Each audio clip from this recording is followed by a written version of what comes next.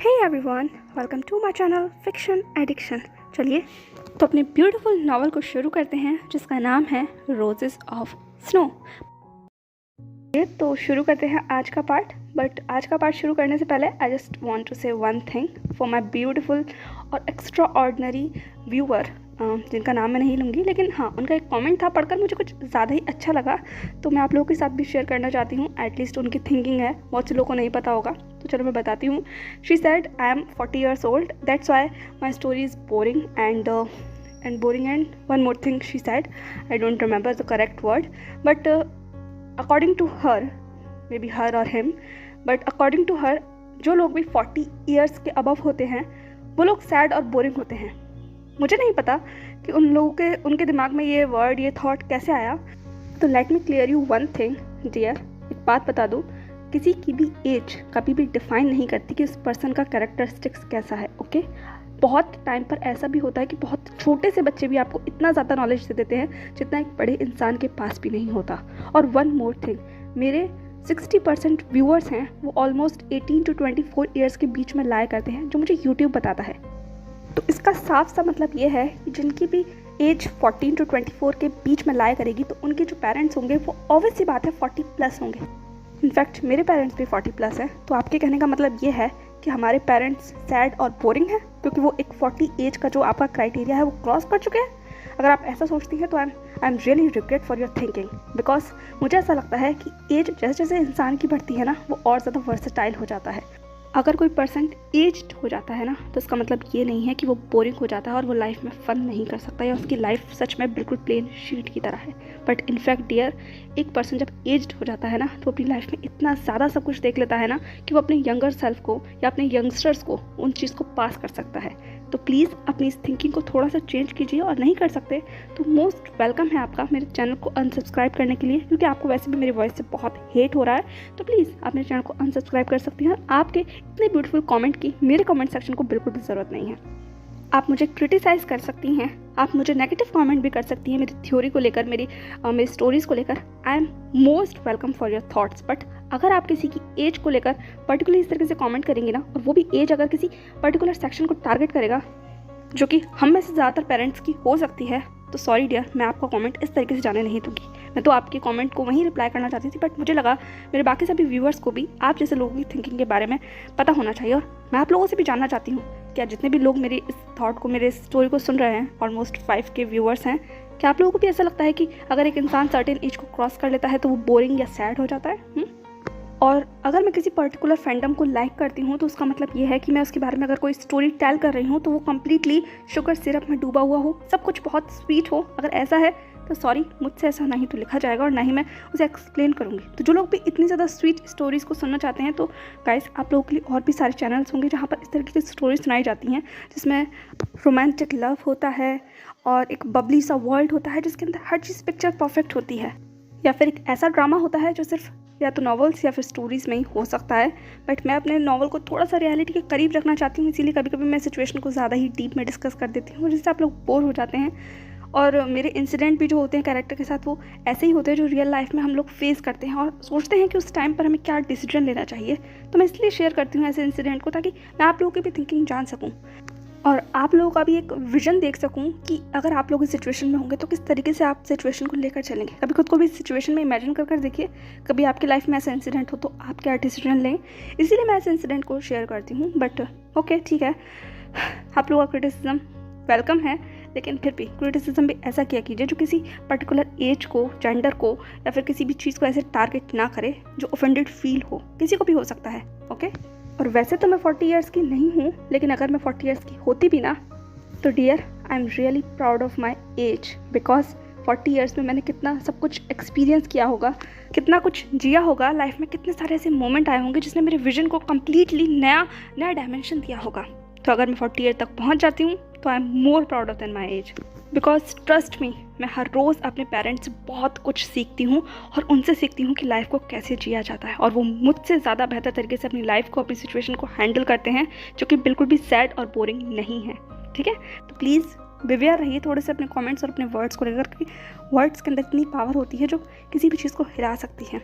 और अगर वाकई कोई 40+ एज का अगर मेरा व्यूअर है जो मेरे नॉवेल्स को या फिक्शन को सुनता है तो उसे बुरा फील ना हो। ओके, चलिए तो आज बहुत सारी बातें हो गई सिर्फ एक कमेंट को लेकर। चलिए शुरू करते हैं आज का पार्ट। लास्ट एपिसोड हमने छोड़ा था जब फाइनली इबो इटली से चाइना वापस आ गया था, बट लान मेंशन पहुंचने की जगह उसे सीधा लान कॉर्पोरेशन पहुंचना पड़ा क्योंकि वहां पर मीडिया ने कुछ ज़्यादा ही उत्पात मचाया हुआ था। अब उसके आगे मीडिया को हैंडल करते करते इबो को लगभग बहुत सारा वक्त गुजर चुका था और उसके साथ साथ सेक्रेटरी जो ने भी काफ़ी सारे डॉक्यूमेंट्स इबो को दिए थे जिन्होंने अर्जेंटली साइन करना था। इस बीच में लगभग रात के 12 बज चुके थे। इबो को घर लौटते लौटते उसने सोचा था कि आज वो जान को सरप्राइज़ करेगा, लेकिन 12 बजे से रात के 12 कब बज गए उसे खुद भी एहसास नहीं हुआ और इस बीच में उसे एक सेकंड तक की फुर्सत नहीं मिली थी। पर आज जब उसकी गाड़ी नॉर्थ विंग में आकर रुकी है तो उसे अजीब से मन में बहुत हलचल महसूस हो रही है। उसने अपने आप को उस कार से बाहर निकाला, एक लंबी सांस ली। उसने अपने घर को बहुत मिस किया। पर क्या घर को मिस किया? इबो के दिमाग में या कहो उसके जहन में जान की वो बात गूंज गई जो जान ने उस रात में अपने लव को कन्फेस करते वक्त कही थी। गा, एक दिन ऐसा आएगा जब आप मेरे पास आएंगे, मुझसे प्यार करेंगे, मुझसे अपना लव कन्फेस करेंगे और मुझे खुद किस करना चाहेंगे। शायद आज इबो ये करना चाहता है। उसके जहन में उसके घर की जो डेफिनेशन है वो चेंज हो चुकी है, क्योंकि अगर पर्टिकुलर वर्ड्स में बोला जाए तो इबो ने घर को मिस नहीं किया। इनफैक्ट उसने अपने घर, अपने स्थान को मिस किया और आज यहाँ पहुँचकर उसे सुकून मिल रहा है। इबो तुरंत अपने ड्राइंग रूम से होता हुआ अपने रूम की तरफ बढ़ता है। पूरा घर इस वक्त डिम लाइट में डूबा हुआ था क्योंकि 12 बज रहे थे और ऑलमोस्ट सब लोग सो चुके थे। सिर्फ गार्ड थे जिन्होंने इबो को देखकर बो किया। इबो ने भी सिर्फ नोट कर खुद को आगे बढ़ाना ज़रूरी समझा। अभी कुछ सेकंड के अंदर वो अपने रूम के बाहर आ गया था। उसे थोड़ा अजीब महसूस हो रहा था। उसकी पाम स्वेट कर रही थी दरवाज़ा खोलने के लिए। फेस पर भी अजीब से एक्सप्रेशन थे, ये को कुछ ज़्यादा ही एक्साइटमेंट थी। इसीलिए उसने अपनी एक लंबी सांस लेकर दरवाजे की नोक पर अपना हाथ रखा और वापस एक लंबी सांस लेकर फाइनली उसने दरवाज़ा खोल दिया। लेकिन जैसे ही उसने दरवाज़ा खोला, सामने जो कुछ देखा वो अजीब था, जैसे कि पूरा कमरा बिल्कुल अंधेरे में डूबा हुआ था। साथ ही बहुत कोल्ड और एम्प्टी वाइब दे रहा था। कुछ अच्छा महसूस नहीं हुआ दरवाजे को खोलते के साथ ही, और एकदम से इबो के जहन में ख्याल आया था जान का। कमरे का टेम्परेचर काफ़ी कम था और इबो को सिर्फ यही ख्याल आया कि क्या जान इतने कम टेम्परेचर में सो रहा है? अगर सो रहा है तो क्या वो बीमार नहीं पड़ेगा? ये सारे थॉट्स को लेकर इबो फाइनली कमरे में आ जाता है। उसने दरवाज़ा लॉक किया और वहीं साइड से बटन ऑन कर कमरे में डिम लाइट को ऑन कर दिया था ताकि वो सामने के थोड़े से विजन को क्लियर कर सके। पर सामने जो कुछ भी उसने देखा उसने उसे और ज़्यादा कंफ्यूज कर दिया, क्योंकि सामने बेड कम्प्लीटली एम्प्टी था। इनफैक्ट ये कहो बेड के ऊपर एक रिंकल भी नहीं था और कमरे में कोई वार्मथ नहीं थी। ऐसा लग रहा था उस कमरे में काफ़ी लंबे वक्त से कोई नहीं रह रहा। क्या जहान अभी तक आया नहीं है? इबो ने फिर से घड़ी में अपना टाइम देखा तो अब 12:15 हो चुके थे। जहान को तब तक घर होना चाहिए था ना। यही ख्याल इबो के दिल में आया। उसने पूरे कमरे में अपनी नज़रों को दौड़ाया पर जहान कहीं भी नहीं था। फिर उसने बाथरूम में चेक किया तो वॉशरूम भी कम्प्लीटली खाली पड़ा हुआ था। अब एक अनसर्टेन इमोशन या यूँ कहो एक थोड़े से फियरनेस के जो हाव भाव थे उसके चेहरे पर नजर आ रहे थे। उसने तुरंत अपना फ़ोन बाहर निकाला तो उसमें भी जान का कोई मैसेज नहीं था। फिर उसने जान का नंबर डायल किया तो जान कॉल भी पिक नहीं कर रहा था। आखिर ये है कहाँ? यही सोच कर ही वो अपने रूम से बाहर आ जाता है। जब बाहर कॉरिडोर में जाता है तो उसे वहाँ पर शोमा नजर आती हैं जिनके हाथों में डिनर ट्रे थी। इबो को थोड़ा अजीब महसूस हुआ। उसने बो करते हुए कहा शोमा। शोमा ने भी तुरंत बो करते हुए कहा यंग मास्टर आप आ गए? इबो ने कहा और जान कहाँ है? क्या वो अभी तक आया नहीं है? और ये खाना आप किसके लिए ले जा रही हैं? शुमा ने कहा वो एक्चुअली यंग मास्टर जान पापा घर पर ही हैं, लिटिल मास्टर अपने रूम में है। इबो ने कहा मैंने रूम में चेक किया वो तो नहीं है। शुमा ने कहा अपने रूम में मतलब आपके रूम में नहीं, आजकल लिटिल मास्टर ने अपने रूम में रहना शुरू किया है और वो अपने ही रूम में है। जब से आए हैं वो अपने ही रूम में है और ये डिनर मैं उनके लिए लेकर जा रही हूँ। इससे पहले भी मैं पूछ चुकी हूँ पर उन्होंने खाने से मना कर दिया, तो लास्ट टाइम मैं ट्राई करना चाहती थी। ये तो और अलग चीज़ इबो को सुनने को मिली थी। उसने कहा अच्छा ठीक है आप मुझे दे दीजिए ट्रे, मैं जान को खाना खिला दूँगा और अब आप जाकर रेस्ट कीजिए, बहुत समय हो रहा है, गुड नाइट। शुमा ने भी कहा गुड नाइट यंग मास्टर, मैं चलती हूँ। ये कहकर शुमा वहाँ से जा चुकी थी और इबो जान के कमरे की तरफ बढ़ गया। एक बार फिर से उसने दरवाज़ा खोला पर इस बार अपना नहीं जान का, और जैसे ही दरवाज़ा खोला तस्वीर सेम ही थी। कमरा फिर से अंधेरे में डूबा हुआ था और टेम्परेचर इस बार फिर से बहुत कम था। इस बार भी कोई होने का एहसास नहीं हो रहा था कमरे से, लेकिन टीवी चलने की आवाज़ आ रही थी। इबो ने तुरंत अपने आप को अंदर किया तो उस पूरे कमरे में सिर्फ छोटी सी रोशनी एक टैप से आ रही थी और उसी में कोई वीडियो चल रहा था जिसकी आवाज़ भी आ रही थी। और जैसे ही वो आगे बढ़ता है उसे जान काउच पर नजर आता है जिसके हाथ में टैप था। पर आगे जाकर जो इबो ने देखा उसने लगभग ईबो के हार्ट में कुछ पेन किया था, क्योंकि जान जिस पोजीशन में उस काउच पर लेटा हुआ था वो बहुत बहुत अजीब थी। ईबो ने तुरंत उस ट्रे को वहीं साइड टेबल में रखा, उसके बाद जान की तरफ अपने कदमों को बढ़ाया, टैब को जान के हाथों से निकाल कर वहीं टेबल पर रखा और जान के पूरे हेड को अपनी लैप में लेकर वो उसे ठीक पोजीशन में लिटाने की कोशिश करने लगा, क्योंकि जान की गर्दन कंप्लीटली उस काउच से लगभग नीचे की तरफ लटक रही थी, उसके मुट्ठियाँ कसी हुई थी, उसने खुद को कवर भी नहीं कर रखा था और टेम्परेचर एसी का टेम्परेचर बहुत ज़्यादा कम था, कमरा सच में बर्फ हो रखा था। ईबो को समझ नहीं आया कि जान इतना ज़्यादा केयरलेस कैसे हो सकता है, अगर इतने कम टेम्परेचर में रहेगा तो कोई बीमार नहीं पड़ेगा। ये सोचकर ईबो ने जान को अपनी एम्बुलेंस में उठाया और उसके बाद वो उसे वहीं बेड पर लेकर गया और ब्लैंकेट से उसे कवर कर दिया, खुद भी उसके बगल में वो लेट गया। उसके बाद उसने वहीं साइड से लैंप को ऑन किया और जान के फेस को अब जाकर उसने देखा था। जान का फेस पहले जैसा नहीं लग रहा था, इनफैक्ट ऐसा लग रहा था उसने काफ़ी सारा वेट लूज कर दिया है इन पिछले कुछ दिनों में। यूँ तो ईबो ने जान को लगभग 12 दिन के बाद देखा है, लेकिन आज उसे ऐसा लग रहा है कि उसने जान को ना जाने कितने सालों के बाद देखा है, और उसे इस तरीके से देखकर ईबो के फेस पर हल्की सी टाइनी मुस्कुराहट आ जाती है और उसने खुद ब खुद अपने आप को जान के ऊपर कब लीन कर लिया इस बारे में उसको खुद भी एहसास नहीं हुआ। उसने सॉफ्टली जान के फॉरहेड के ऊपर किस करते हुए कहा, I miss you so much baby.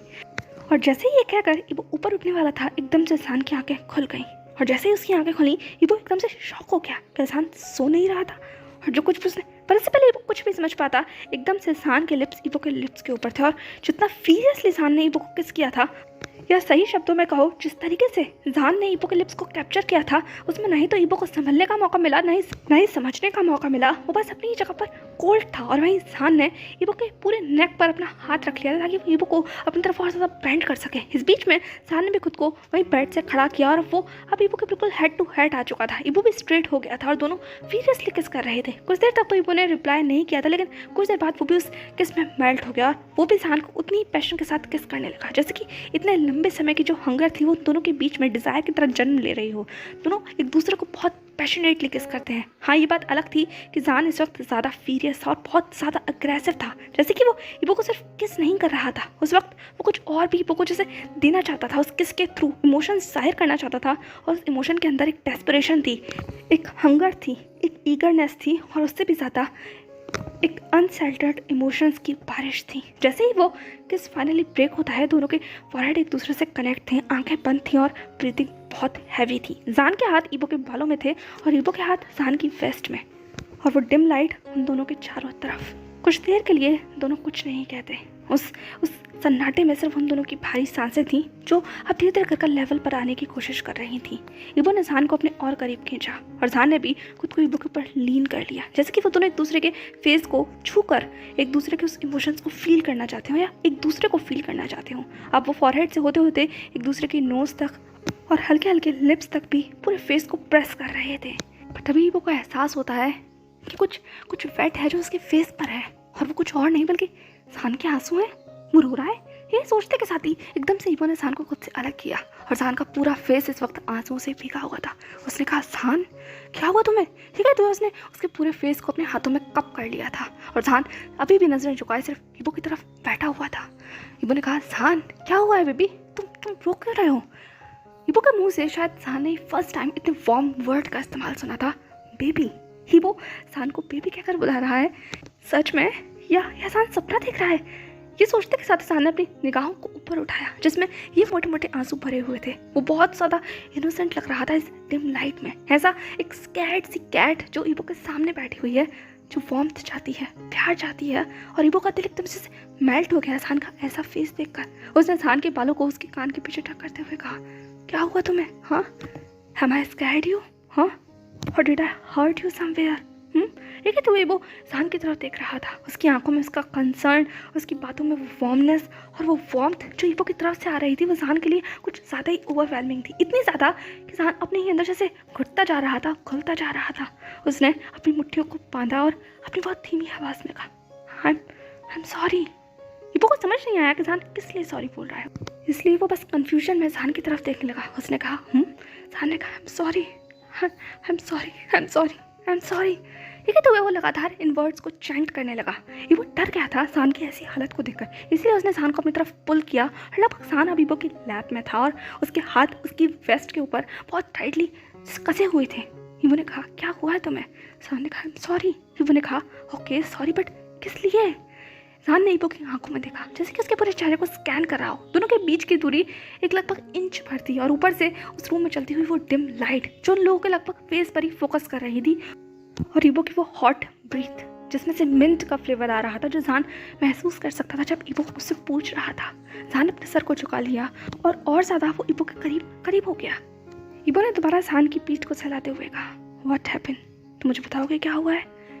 जान ने फिर से ईबो की आंखों में देखा, लेकिन इस बार भी आई एम सॉरी के अलावा उसके मुंह से कुछ नहीं निकला। वो लगातार सॉरी को चैंट कर रहा था और ईबो फ्रस्ट्रेट हो गया था। इसीलिए अगली बार जब जान फिर से सॉरी कहने के लिए अपना मुंह खोल रहा था, इस बार ईबो ने जान के लिप्स के ऊपर अपने लिप्स को रख दिया था। और ये फर्स्ट टाइम जब ईबो ने अपने एक स्टेप को आगे बढ़ाकर जान को किस किया हो, वरना अब तक सिर्फ जान था जो ईबो को किस करता था। जान कुछ देर के लिए स्टंट था, लेकिन ईबो इस बार लीड कर रहा था और वो जान के अपर लिप्स को निबल कर रहा था। वो बहुत सॉफ्ट किस था, इमोशन से भरा हुआ, कोई लस्ट नहीं थी उस किस के अंदर। स्लो किस था, स्लोपी था, लेकिन बहुत ज़्यादा वार्मनेस से भरा हुआ था, वार्मथ से भरा हुआ था। सबसे बड़ी बात, एक अनसर्टेन लव से भरा हुआ था, जिसको कन्फेस तो ईबो ने नहीं किया था, लेकिन वो शायद अपने उस किस के थ्रू अपने इमोशंस को बता रहा था। वो सारे इमोशंस जो इटली से लेकर चाइना तक सफ़र तय कर अब इन दोनों के बीच में पनप रहे हैं।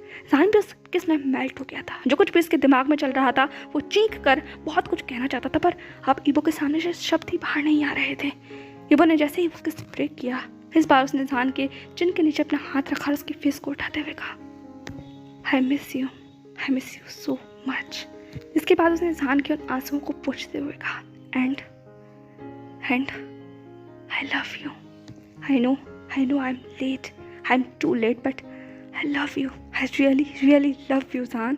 I love you. ये कहते हुए उसने जान के फॉरहेड के ऊपर किस किया और उसे बहुत बहुत टाइटली जैसे हक कर लिया हो। इतना टाइटली जैसे उसे डर है कि अगर उसने एक पल और गवाया जान से अपना लव कन्फेस करने में, तो जान कहीं चला जाएगा, कहीं गायब हो जाएगा। और ईबो का इतना सडन कन्फेशन जान की कायनात को जैसे रोक गया था। वो हिल गया था, अंदर तक काँप गया था। अभी भी जान के कानों में वो शब्द गूंज रहे थे। ईबो का वो आई लव यू कहने को 3 शब्द थे, लेकिन जान के कानों में इस वक्त 3 लाख शब्दों की तरह वो लगातार एक ही स्पीड में गूंज रहे थे। इतनी स्पीड में कि जान लगभग थरथरा गया। उसने ईबो से लगभग खुद को दूर करते हुए कहा, हाँ आपने क्या कहा?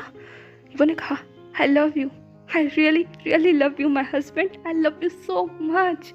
आई know I am so stupid just because मैं एक्सप्रेस। पर इससे पहले कि वो फिर कुछ कहता, जान ने इस बार ईबो के लिप्स को कैप्चर कर लिया और वो उसे किस करने लगा। इस बार वो किस हर बार की तरह नहीं था। इनफैक्ट इस बार ये किस बहुत ज़्यादा मैसी था। वो लोग अपने इस किस में इतने ज़्यादा डूब गए थे कि वो किस ढंग से कर भी नहीं पा रहे थे, लेकिन वो इमोशंस में इतने ज़्यादा इस वक्त बहे हुए थे कि बस हो रहा था, जो सब कुछ हो रहा था बस हो रहा था। दोनों के हाथ एक दूसरे की बॉडी के ऊपर ट्रैवल कर रहे थे, सांस से बहुत ज़्यादा बह रही थी और शायद स्वेट भी हो रहा था पूरे फेस पर, क्योंकि दोनों के बीच में जो करीबी थी, उस करीबी को, उस हीट को, ये एसी की जो ठंडी हवा है ना, वो भी कम नहीं कर पा रही थी, जो धीरे धीरे उन दोनों के बीच में ब्लूम हो रही थी।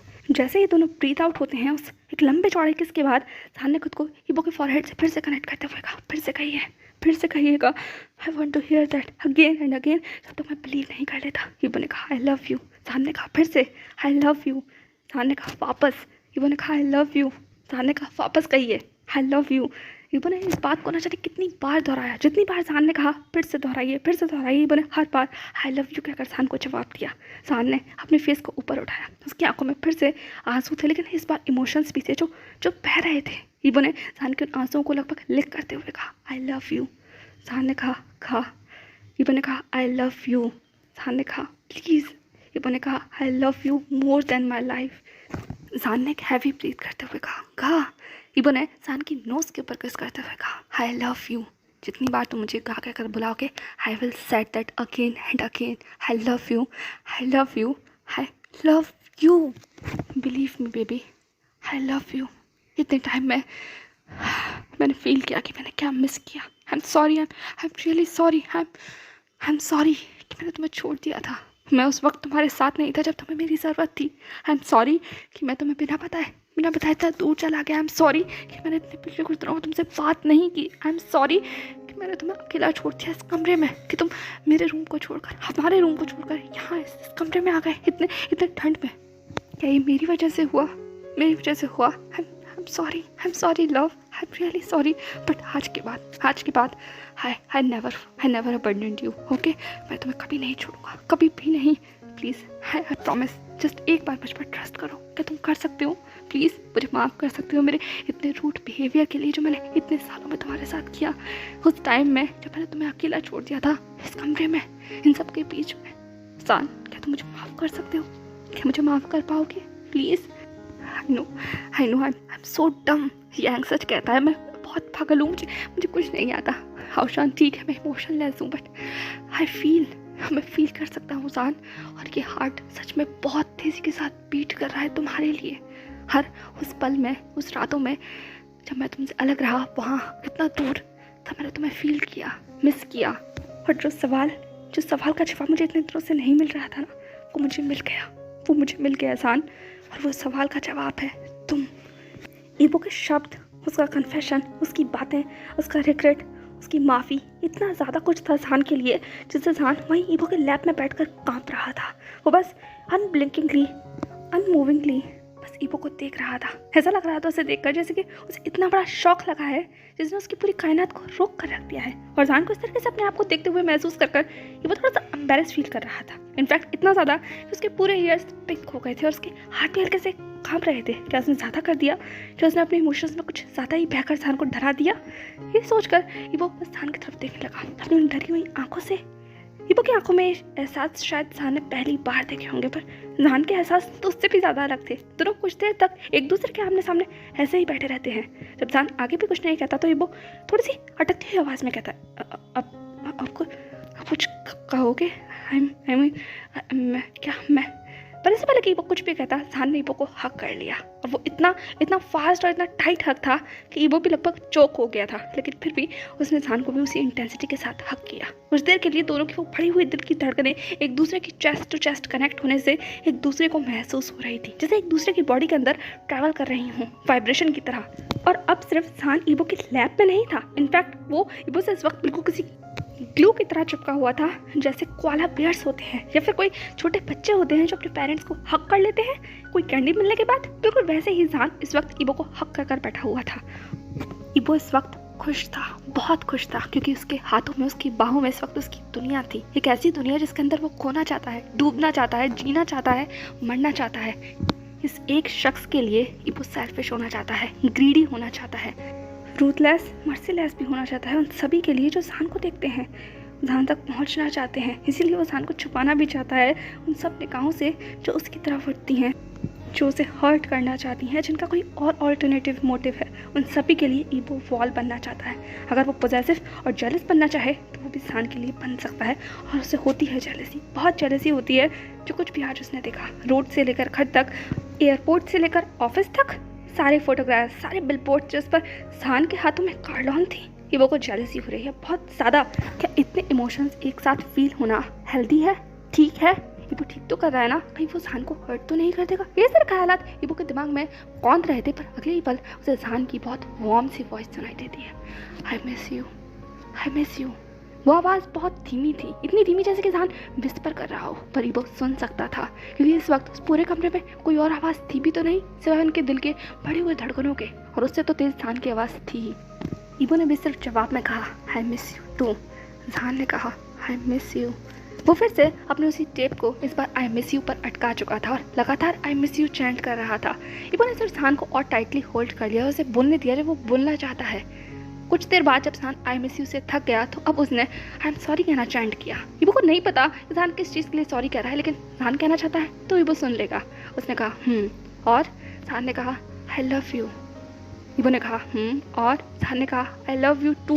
ईबो ने कहा ओके और सान ने कहा आई लव यू 3। ईबो ने कहा बेबी। और ईबो के ऐसे बेबी बुलाने पर सान बिल्कुल किसी छोटे बच्चे की तरह गिगल करने लगा, और उसकी ऐसे गिगल सुनकर ईबो ने कहा बेबी। सान ने कहा अगेन। ईबो ने कहा बेबी। सान ने कहा आई लव यू गा। ईबो ने कहा कम ऑन नीचे उतरो। सान ने कहा नो बिल्कुल नहीं, कम ऑन मुझे बेबी कहकर बुलाइए and I will chant I love you again and again, तब तक कि आपको और मुझको यकीन ना हो जाए। I love you come on baby कहकर बुलाइए मुझे, because I want to become your baby. I am really your baby, please pamper करिए मुझे बेबी की तरह। और हाँ, आपको कॉन्सिक्वेंसेस भुगतने पड़ेंगे, आप मुझे छोड़ कर गए। ठीक है, तो इस सान की आंखों से आंसू निकल रहे थे। हाँ, फिर वो गले लगाकर बैठा हुआ था। बेशक उसके अल्फाजों से कुछ भी निकल रहा हो, लेकिन उसके इमोशंस शायद उसकी आंखों से उन आंसुओं में बाहर आ रहे थे। वो हंस भी रहा था और रो भी रहा था। पर इस बार इबो ने सिर्फ जान को बेबी नहीं कहा, इनफैक्ट उसने जान को उठा लिया था और वो खड़ा हो गया था बेड से। और जान कुछ समझ पाता इससे पहले ही वो चलना शुरू कर चुका था। जान ने लगभग इबो कसते हुए कहा, आप ये क्या कर रहे हैं, मुझे उतारिए, मुझे नीचे उतारिए। पर इबो जान को नीचे उतारने के बजाय जान की वेस्ट के अराउंड अपने हाथों को रखकर जान को और सिक्योरली होल्ड कर आगे बढ़ने लगा। जान ने कहा, आप क्या कर रहे हैं। जान के दोनों पैर इस वक्त बिल्कुल किसी कोला बेयर की तरह इबो के दोनों वेस्ट के अराउंड लगभग लॉक हो चुके थे और उसके हाथ इबो की नेक के अराउंड वो इबो से सच में ग्लू की तरह चिपका हुआ था। और अगले ही पल इबो वापस काउच पर जाकर बैठ जाता है, जान को अपनी लैप में लिए हुए। जान ने कहा, ये क्या था। ये कहते हुए उसने इबो की आंखों में देखा। उसके फेस पर एक पाउट था और आंखों में एक क्वेश्चनिंग लुक। पर इबो की आंखों में कोई क्वेश्चनिंग लुक नहीं था, इनफैक्ट एक सीरियस लुक था। उसने कहा, टाइम क्या हो रहा है। जान ने कहा, क्या। इबो ने कहा, टाइम क्या हो रहा है। जान ने तुरंत घड़ी में टाइम देखते हुए कहा, 12:15। इबो ने चौंक कर जान की घड़ी में देखा जिसमें सच में 12:15 हो रहे थे। फिर उसने अपनी घड़ी में देखा जिसमें इस वक्त 1:30 बजे का टाइम शो हो रहा था। इबो ने कहा, तुम्हारी वॉच ठीक चल रही है ना। जान ने एक ऑकवर्ड सी मुस्कुराहट देते हुए कहा, हाँ वो एक्चुअली मेरे हिसाब से ठीक है। वो फ्रेंडशिप मुझे मॉर्निंग में जल्दी ना उठा सके और मैं भी आराम से सो सकूं, इसीलिए मैंने घड़ी को 1 घंटा पीछे सेट कर रखा है ना जीनियस आइडिया। ठीक है, तो जान हंसने लगा बिल्कुल किसी सिली की तरह। इबो ने कहा, तुम भी ना सच में बच्चे हो। जान ने कहा, मैं बच्चा नहीं हूँ। इबो ने कहा, हाँ तभी तो तुम्हें खाने का ख्याल नहीं है, तुमने खाना खाया। ये कहते हुए इबो की इंक्वायरी शुरू हो गई थी और जान की हालत थोड़ी खस्ता क्योंकि इबो खाने के लिए बहुत स्ट्रिक्ट है। जान ने तुरंत ऑकवर्ड सी मुस्कुराहट देते हुए कहा, नहीं मैं खाना बस खा लूँगा, कल खा लूँगा। ये कहते हुए वो इबो के लैब से उठने लगा, पर इबो ने तुरंत जान को उसकी वेस्ट पर पिंच करते हुए कहा, तुम खाना कल खाओगे। इसका मतलब तुम आज भूखे सोने वाले हो, है ना। ये कहते हुए वो लगातार जान को पिंच कर रहा था और जान सिर्फ इबो को उस पकड़ से छूटना चाह रहा था, इसीलिए उसने कहा, आई एम सॉरी मैं भूल गया था, मैं खाऊंगा, मैं खा रहा हूँ खाना, प्लीज छोड़िए मुझे। पर इबो ने इस बार जान को छोड़ने के बजाय उसकी वेस्ट पर बहुत जोर से स्पैंक किया। जान ने कहा, गा। इबो ने कहा, और तेजी के साथ पड़ेगा अगर तुमने खाना शुरू नहीं किया। जल्दी मेरे पास बैठकर खाना खाओ और मैं तुम्हें खिलाता हूँ। तुम्हें पता है तुम्हारा वेट कितना ज़्यादा कम है, बिल्कुल किसी पेपर की तरह लग रहे थे जब मैंने तुम्हें कैरी किया था।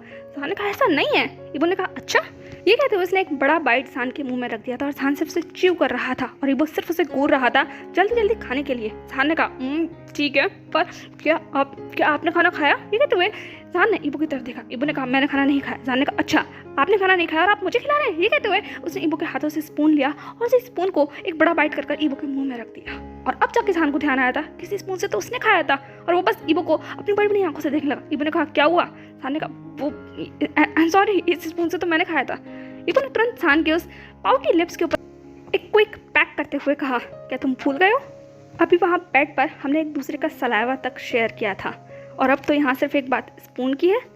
ये कहते हुए इबो स्मिक करने लगा और जान का पूरा शरीर काम किया। इबो के मुंह से ऐसे वर्ड जितने ज़्यादा हॉट साउंड कर रहे थे उतने ही ज़्यादा एम्बैरेसिंग भी थे। जान ने कहा, गा। इबो ने कहा, क्या, मैं तो सच कह रहा हूँ कि हम लोगों ने अभी किस नहीं किया, और वो भी कितना डीप, वो भी कितनी बार।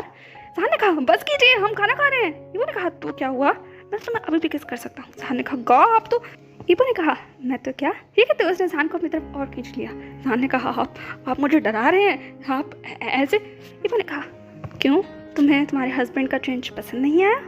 जान ने तुरंत इबो के नेक में अपने फेस को लगभग बरी करते हुए कहा, पसंद तो आया, लेकिन मेरा पूरा हार्ट इस सब चीज़ों को एक साथ नहीं ले सकता। प्लीज़ थोड़ा सा रहम कीजिए, ऐसे फ्लर्ट मत कीजिए वरना मैं भी आपसे फ्लर्ट करूंगा। इबो ने कहा, ओके, तो करके दिखाओ।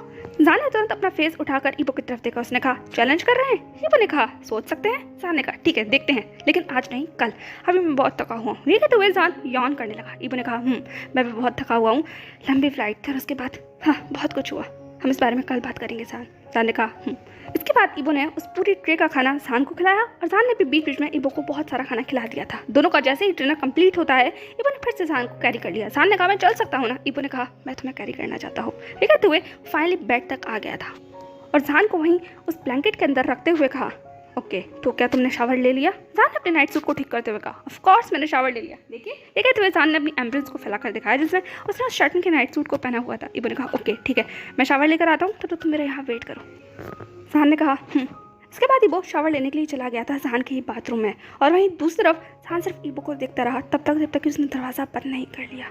जो चेहरे पे मुस्कुराहट जान के चेहरे पर अभी कुछ देर तक थी, वो एकदम से कहीं गायब हो गई। आंखों में वो गिल्ट जैसे पसर आया हो, पर जो आंसू उन आंखों से लुढ़का था ना, उस आंसू में बहुत कुछ था, जैसे कि लव जो अभी भी इबो ने कन्फेस किया, वो प्यार जो जान इबो से करता है, वो लिमिटलेस फीलिंग्स, इमोशंस जो अब सिर्फ जान की आंखों में नहीं बल्कि आज जान ने ईबो की आंखों में भी महसूस किए।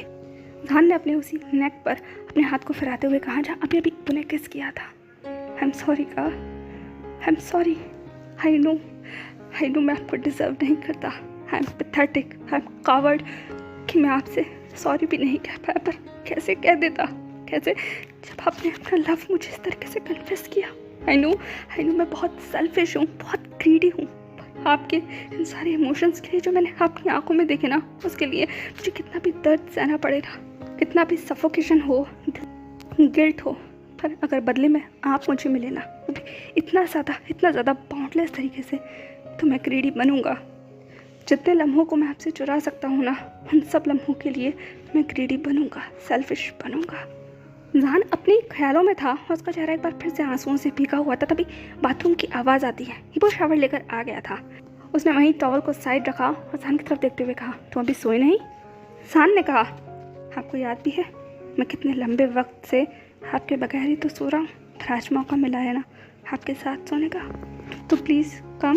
ये कहते हुए जान ने अपनी बाहों को खोल दिया था और जान की आंखों से, उसकी बातों से जो एहसास निकल कर बाहर आए थे ना, उसने ईबो को लगभग फ्रोज कर दिया अपनी जगह पर एक स्ट्रॉन्ग पुल की तरह वो जान की तरफ से खींचा चला गया।